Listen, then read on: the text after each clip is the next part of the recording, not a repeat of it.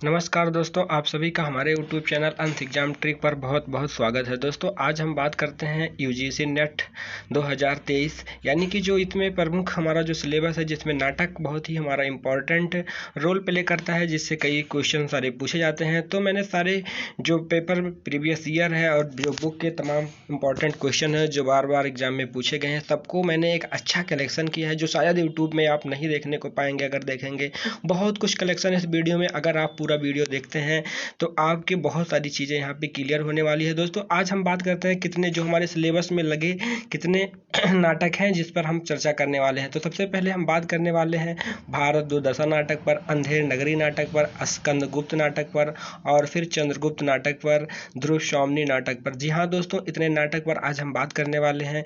अगर वीडियो पर आप आए हैं तो आप चैनल को सब्सक्राइब जरूर कीजिए। और इसी तरह से जितने भी हमारी कहानियाँ हैं, जितने भी नाटक हैं, जितने भी हमारे नाटक, कहानियाँ और निबंध जो कुछ भी हैं, सबको हम इसी प्रकार से पढ़ने वाले हैं। टेबल फॉर्म में आपको याद करने में बहुत फ़ायदा मिलेगा। ठीक है दोस्तों, हम बात करते हैं हमारा जो पहला नाटक है। अगर हम दोस्तों बात करें पहले नाटक की, तो सबसे पहले आप देखेंगे जो हमारा पहला नाटक है वो है भारत दुर्दशा। अगर आप देखेंगे तो हमारा पहला नाटक हमारे सिलेबस में है भारत दुर्दशा। और भारत दुर्दशा की पूछा जाता है इसका प्रकाशन वर्ष कब है, तो 1880। इसके बाद दोस्तों हम अगर बात करें तो कितने अंक में ये बटा है, ये 6 अंक में बटा है। इसके बाद दोस्तों इसके लेखक कौन है, भारतेंदु हरिश्चंद्र हैं, नाटककार भारतेंदु हरिश्चंद्र हैं। इसके बाद दोस्तों अगर हम बात करें इसके प्रमुख पात्र के बारे में, तो आप देख रहे हैं भारत दुर्देव, भारत दुर्दशा, सत्यानाश और रोग, आलस्य, मदिरा, अंधकार, निर्लजता, डिसलॉयल्टी आदि।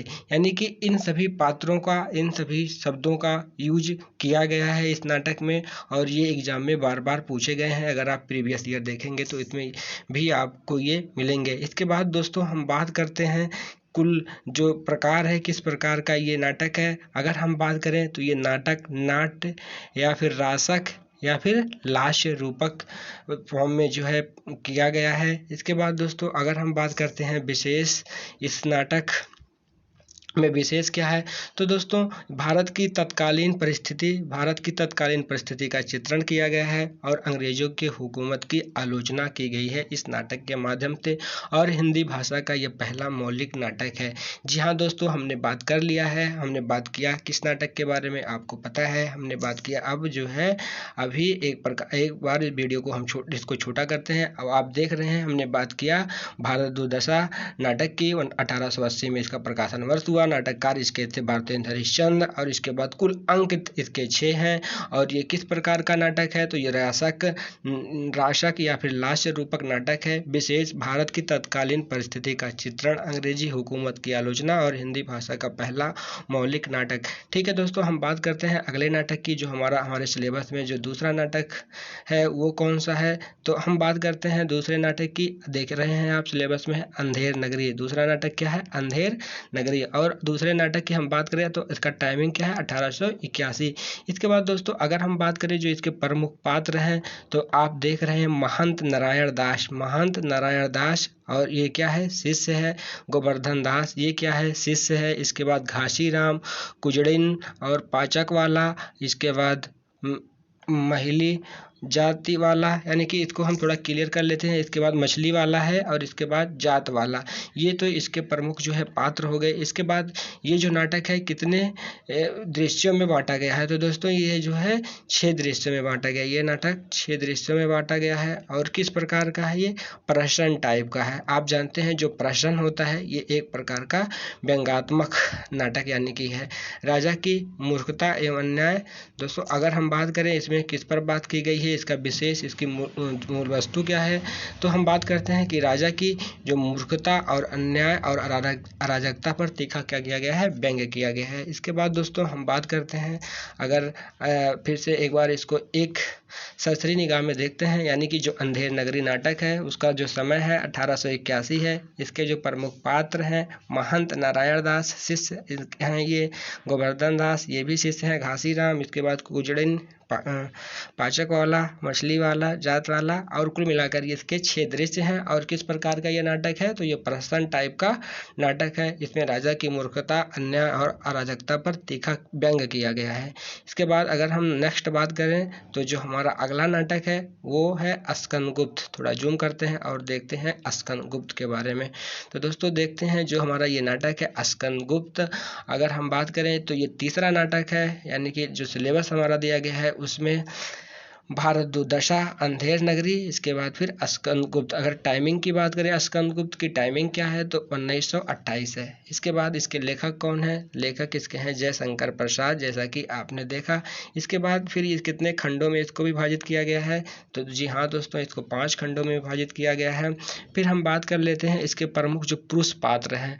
स्कंदगुप्त हो गया, स्कंदगुप्त आपको दिख रहा होगा, कुमार गुप्त आपको दिख रहा होगा, गोविंद गुप्त हो गया, इसके बाद प्रणदत्त हो गया, भट्टार्क हो गया, सर्वनाग हो गया, परम गुप्त हो गया, पृथ्वीसेन हो गया, खिंगल हो गया, कुमारदास हो गया, धातुसेन हो गया, मुदगल हो गया, परमगुप्त हो गया। इसके बाद दोस्तों हम बात कर लेते हैं इसके नारी पात्रों के बारे में। आप देख रहे होंगे देवकी हो गई, अनंत देवी हो गई, जयमाल हो गया, देवसेना हो गया, इसके बाद विजय, कमला, रामा, मालिनी, तो ये जो है इसके स्त्री पात्र हैं। इसके बाद दोस्तों इसके जो विशेष वाला पार्ट है इसमें क्या कहा गया है इस नाटक के बारे में, उस पर हम चर्चा करते हैं। इस नाटक में कुमार गुप्त के विलासी साम्राज्य की स्थिति का चित्रण हुआ है, जहां भारत के आंतरिक कलह, संघर्ष और विदेशी आक्रमण के परिणाम स्वरूप उसके भावों के क्षय की लक्षण प्रकट होने लगे थे, यानी कि इस पर जो है चर्चा की गई है। और दोस्तों अगर हम बात करें इसको एक सरसरी निगाह में देखते हैं पूरे नाटक को, स्कंदगुप्त नाटक को, तो स्कंदगुप्त नाटक का जो प्रकाशन 1928 में हुआ था और जयशंकर प्रसाद ने इसको लिखा है। इसको 5 खंडों में विभाजित किया गया है। इसके प्रमुख पात्र स्कंदगुप्त हैं, कुमारगुप्त हैं, गोविंदगुप्त हैं, प्रणदत्त हैं, भट्टार्क हैं, सर्वनाग हैं, परमगुप्त हैं, पृथ्वीसेन हैं, खिंगल हैं, कुमारदास हैं, धातुसेन हैं, मुदगल हैं, परमगुप्त हैं। फिर नारी पात्रों की अगर हम बात करते हैं तो देवकी, अनंत देवी, इसके बाद जयमाल, देवसेना, विजय, कमला, रामा, मालिनी, ये जो है इसके स्त्री पात्र हैं। दोस्तों हम बात करते हैं जो हमारे सिलेबस में हमारा अगला नाटक है उस पर। तो सबसे पहले हम देखते हैं हमारा जो अगला नाटक है वो है चंद्रगुप्त, आपको दिख रहा होगा, और इसका प्रकाशन वर्ष है 1931।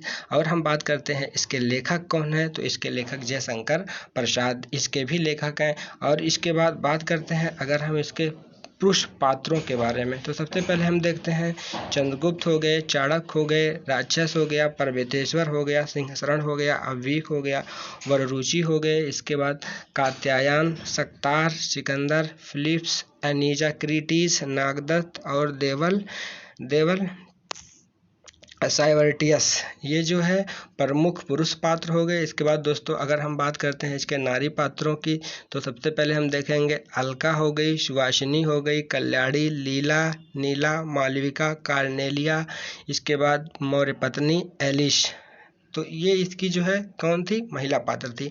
और दोस्तों हम बात करते हैं इसके कुछ पुरुष गौड़ पात्र हैं, उनके बारे में देख लेते हैं। जैसा कि यहाँ पे लिखे हैं मेघनस्तनीज हो गया, गंगाधर नरेश हो गया, दांडायन हो गया, मौर्य सेनापति हो गया। तो इसके ये जो है कुछ पात्र हैं और इसको जो है 4 खंडों में विभाजित किया गया है चंद्रगुप्त को।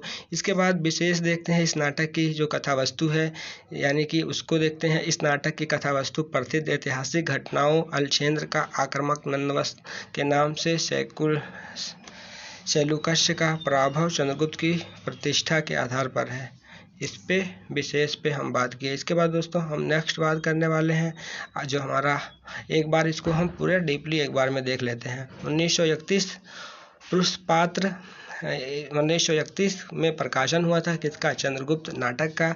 इसके लेखक कौन है? जयशंकर प्रसाद हैं। कितने खंडों में विभाजित किया गया है? 4 खंडों में।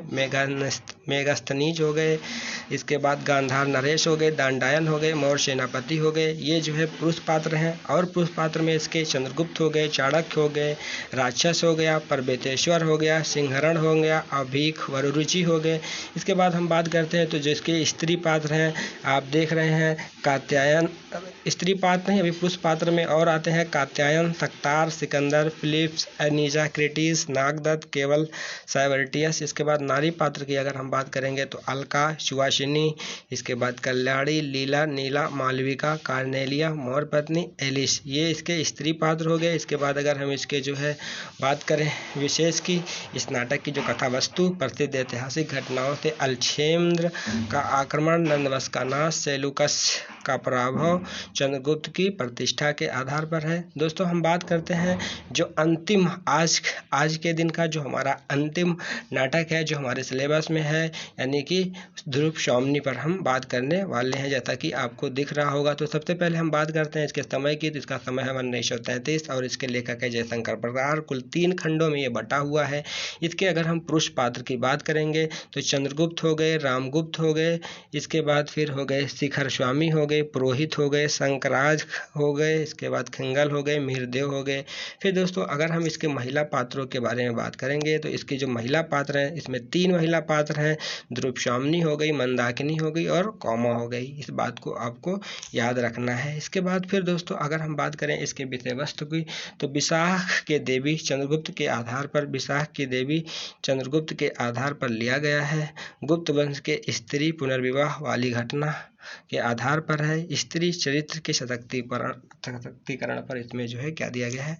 बल दिया गया है। इसके बाद दोस्तों अगर हम बात करें, ऐसे जो क्वेश्चन पूछा जा सकता है, एक आप देख रहे होंगे जैसे जो हमारे इसमें क्या है, जितने भी पात्र हैं, जैसा कि आपको दिख रहा होगा जो चंद्रगुप्त नामक पात्र है वो चंद्रगुप्त नाटक में भी दिख रहा है और ध्रुव शौमनी नाटक में दिख रहा है। तो ये एग्जाम में क्वेश्चन पूछा जा सकता है कि ऐसे कौन से 2 नाटक हैं जिसमें ये 2 पात्र हैं, यानी कि चंद्रगुप्त नाम से पात्र हैं। तो दोनों आपको याद रखना है, या फिर आपसे पूछा जाएगा तो ऑप्शन में एक जो है नहीं रहेगा, एक रहेगा तो भी आपको ध्यान रखना है। कुल मिलाकर दोस्तों इसी तरह से पूरा हम कंप्लीट करने वाले हैं नाटक को और कहानियों को, निबंध को और जो काव्य रचनाएं हैं उनको। तो ये कैसा लगा आपको हमारा ये वीडियो? अगर अच्छा लगा हो तो आप चैनल को सब्सक्राइब कीजिए और नेट जेआरएफ के जितने भी चैप्टर्स हैं जो हमारे सिलेबस में इंक्लूड हैं उन सब पर इसी प्रकार से अगर